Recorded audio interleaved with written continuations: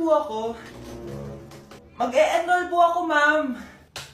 Nasa requirements mo? Ay, ito po, dala ko ng birth certificate ko tsaka yung enrollment form. Oh, mga original to. Nasa yung mga photocopy nito? Photocopy? Sige po, wait lang po, ma'am. A few moments later. Ito na po yung photocopy, ma'am. Bumalik ka na lang bukas. Sarado na kami.